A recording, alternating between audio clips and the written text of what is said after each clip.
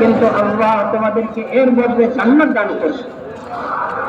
মদিনাবাসী বড় খুশি হয়ে গেলেন, আল্লাহ আমাদেরকে জান্নাত দিবেন। বলতেছেন যে উহুদের ময়দানে, উহুদের যুদ্ধ চলতেছে, এক সাহাবী তিনি যুদ্ধের মধ্যে হুজুর সাল্লাল্লাহু আলাইহি ওয়াসাল্লামকে জিজ্ঞাসা করতেছেন, ইয়া রাসূলুল্লাহ, যদি আমি জান দিয়ে দিই, আমি যদি নাকি এই শাহাদাত বরণ করি, তবে কি পাবো? হুজুর সাল্লাল্লাহু আলাইহি ওয়াসাল্লাম বলেন, তোমার শরীর থেকে প্রথম রক্তের প্রথম ফোঁটা জমিনে পড়ার আগে আল্লাহ তোমাকে মাফ করে দিবেন, আল্লাহ তোমাকে জান্নাত দিবেন।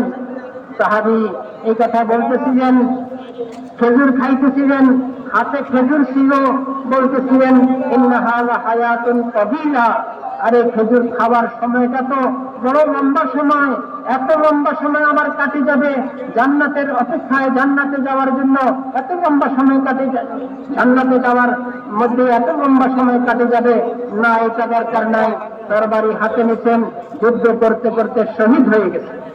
বলতেছেন যে ভাই, জান্নাতের শৌক এবং আগ্রহ, জান্নাতের সাহাবাদের দিনের মধ্যে জান্নাতের শৌক কেমন ছিল, জান্নাতের মোকাবিলায় নিজের জান কিছুই না, জান্নাতের মোকাবিলায় বিধবা হওয়া কিছু না, জান্নাতের মোকাবিলায় সন্তানরা ইতিম হওয়া কিছু না, জান্নাতের মোকাবিলায় দুনিয়া উজাড় হওয়া কিছু না, সব কিছুর বিনিময়ে জান্নাত।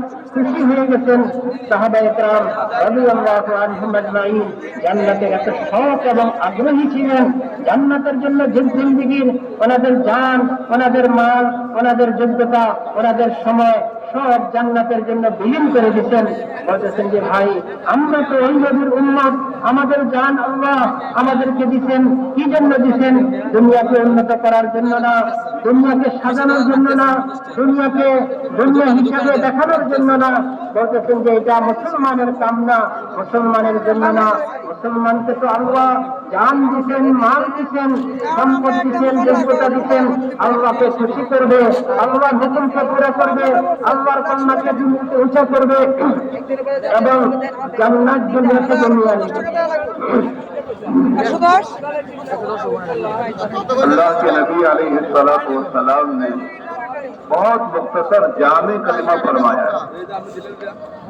आपको जो चीजें दी गई खुसूसी तौर पर उसमें जवामे और कलिम भी है।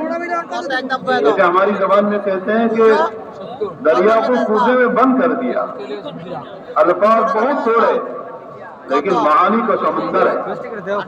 जैसे पहली हदीस मैंने सुनाई, दुनिया मज़रातुल आखिरा, बहुत छोटी हदीस है, सारी बात उसने बयान फरमा दी। इसी तरह यह हदीस है, दुनिया सिजनुल मोमिन व जन्नतुल काफिर, ये दुनिया मोमिन के लिए जेल है, खाना है, और जो गैर मोमिन है, मुसलमान नहीं है, उसके लिए दुनिया जन्नत है। अब उलमा ने इसकी बड़ी लंबी चौड़ी तफसीर की है, तशरीह की है। पहली बात यह कि जेल खाने की चंद खुसूसियतें हैं। पहली बात यह है कि आदमी उसमें जाना नहीं चाहता। कोई जाना चाहता जेल खाने में?